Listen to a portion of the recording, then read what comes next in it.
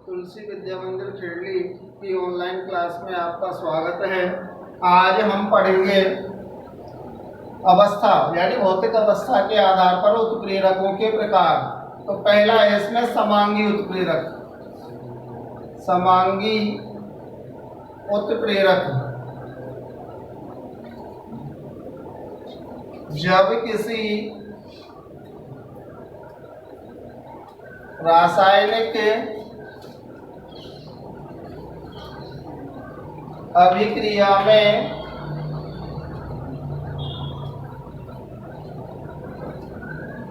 भाग लेने वाले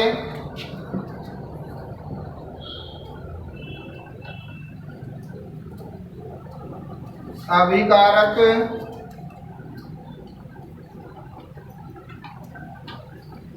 तथा बनने वाले उत्पाद व उत्प्रेरक तीनों की भौतिक अवस्थाएं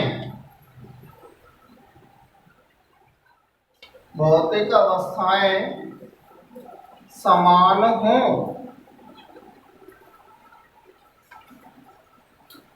तो उसे समांगी उत्प्रेरक कहते हैं। जैसे सल्फर की रासायनिक अभिक्रिया ऑक्सीजन से नाइट्रस ऑक्साइड NO की उपस्थिति में कराने पर सल्फर डाइऑक्साइड का निर्माण होता है। तो यहाँ पे सल्फर की भौतिक अवस्था gas, oxygen gas, nitrous oxide gas और बनने वाला जो सल्फर डाइऑक्साइड है वो भी गैस है। तो अभिकारक भी किसमें गैसीय अवस्था में, उत्प्रेरक भी गैसीय अवस्था में और बनने वाला उत्पाद भी गैसीय अवस्था में। ऐसे उत्प्रेरकों को हम समांगी उत्प्रेरक कहते हैं। दूसरा है विषमांगी उत्प्रेरक। विषमांगी उत्प्रेरक जब किसी रासायनिक अभिक्रिया में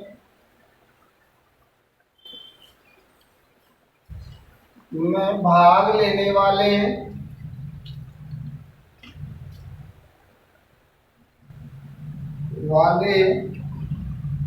अभिकारक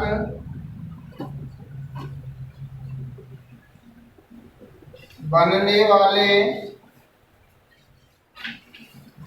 उत्पाद व उत्प्रेरक तीनों की भौतिक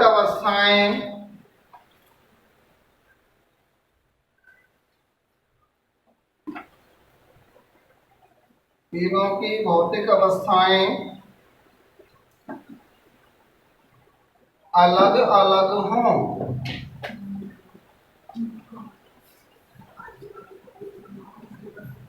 तो उन्हें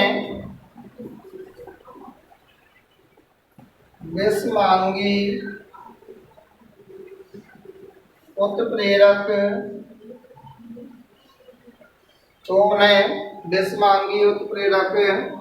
कहते हैं। जैसे नाइट्रोजन की रासायनिक अभिक्रिया हाइड्रोजन से फेरस की उपस्थिति में कराने पर अमोनिया का निर्माण होता है। यहाँ पर नाइट्रोजन और ऑक्सीजन की जो भौतिक अवस्था है वो गैसीय है, लोहे की भौतिक अवस्था है वो सॉलिड है, ठोस है और बनने वाला उत्पाद गैसीय अवस्था में। तो यहाँ पे अभिकारक उत्पाद और उत्प्रेरक इनकी भौतिक अवस्थाएं भिन्न भिन्न हैं। इन्हें हम विषमांगी उत्प्रेरक कहते हैं। अगला पॉइंट है क्रिया के आधार पर उत्प्रेरकों के प्रकार। क्रिया के आधार पर उत्प्रेरकों के प्रकार। तो क्रिया के आधार पर ये 4 प्रकार के होते हैं। पहला है इसमें धनात्मक उत्प्रेरक। धनात्मक उत्प्रेरक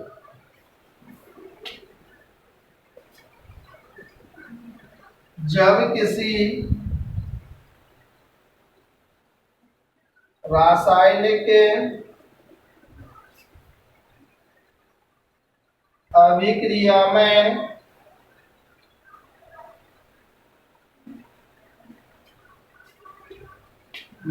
भाग लेने वाला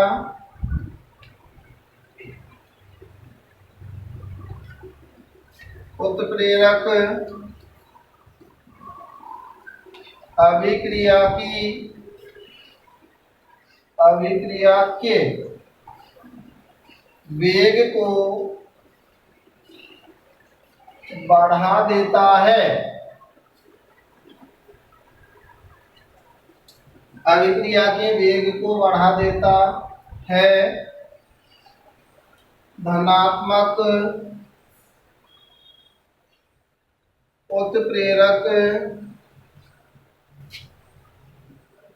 कहलाते हैं। धनात्मक उत्प्रेरक कहलाते हैं। जैसे पोटेशियम क्लोरेट। जैसे पोटेशियम क्लोरेट को मैग्नीज डाइऑक्साइड धनात्मक उत्प्रेरक है की उपस्थिति में यदि गर्म करें तो पोटेशियम क्लोराइड प्लस ऑक्सीजन का निर्माण होता है। धनात्मक उत्प्रेरक कहलाते हैं क्योंकि मैग्नीज डाइऑक्साइड है ना, यह अभिक्रिया के वेग को बढ़ा देता है। दूसरा है ऋणात्मक उत्प्रेरक। ऐसे उत्प्रेरक जो रासायनिक अभिक्रिया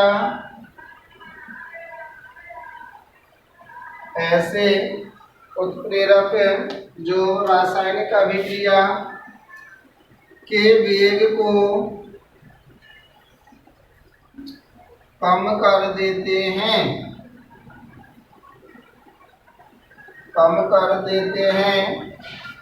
उन्हें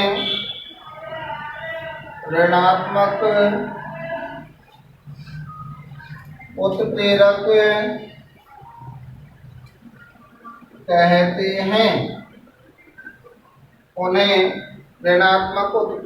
कहते हैं। जैसे हाइड्रोजन परऑक्साइड H2O2 की बोतल में यदि ग्लिसरीन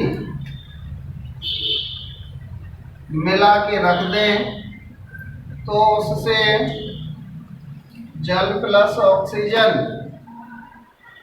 का निर्माण होता है।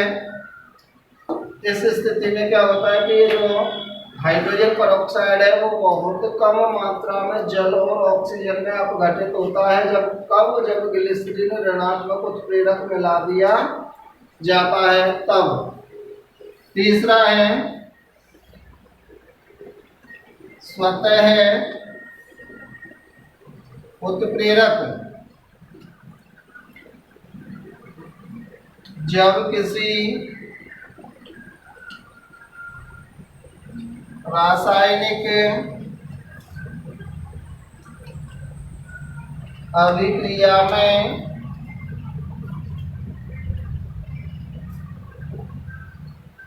जब किसी रासायनिक अभिक्रिया में बनने वाला उत्पाद, जब किसी रासायनिक अभिक्रिया में बनने वाला उत्पाद स्वयं उत्प्रेरक की भांति व्यवहार करता है तो ऐसे उत्प्रेरकों को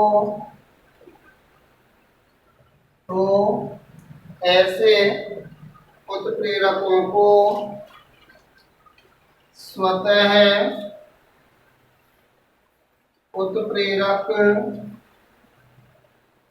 कहते हैं। तो ऐसे उत्प्रेरकों को स्वतः उत्प्रेरक कहते हैं, जैसे एथिल एसीटेट, जैसे एथिल एसीटेट की रासायनिक अभिक्रिया यदि जल से कराएं, एथिल एसीटेट की रासायनिक अभिक्रिया यदि जल से कराएं तो एसिटिक एसिड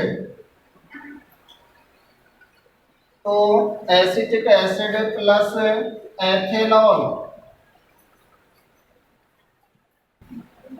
एसिटिक एसिड तथा एथेनॉल का निर्माण होता है, जिसमें बनने वाला जो एथेनॉल है वह उत्प्रेरक की भांति व्यवहार करता है। जैव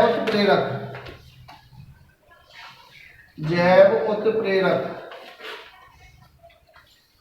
इसका अर्थ होता है सजीवों के शरीर में होने वाली क्रिया के वेग को परिवर्तित करने वाले उत्प्रेरक जैव उत्प्रेरक कहलाते हैं। लिखेंगे जैव रासायनिक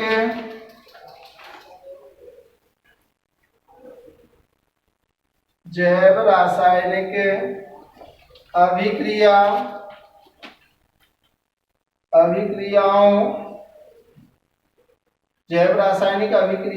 की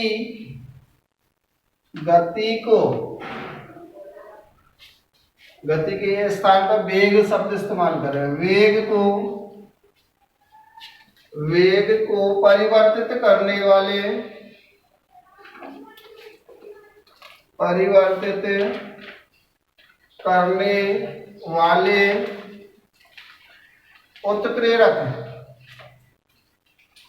उत्प्रेरक जैव उत्प्रेरक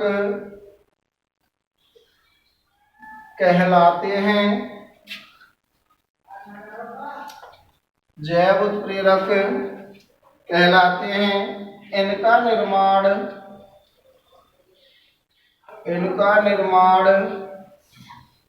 जीवधारियों के शरीर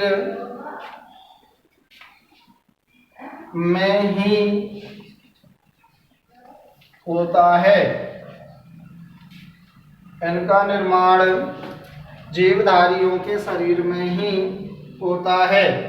जैसे NH2CONH2 यूरिया की जब रासायनिक अभिक्रिया जल से हो, उत्प्रेरक है यूरिएज उत्प्रेरक की उपस्थिति में, तो ये अपघटित हो जाता है अमोनिया में, प्लस बन जाता है, निकल जाती है इसमें से कार्बन डाइऑक्साइड गैस।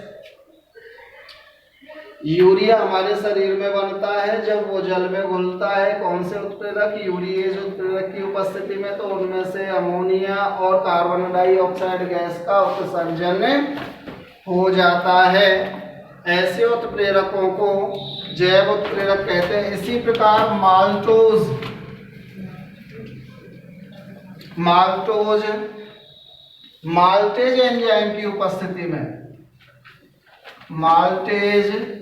एंजाइम की उपस्थिति में, ग्लूकोज में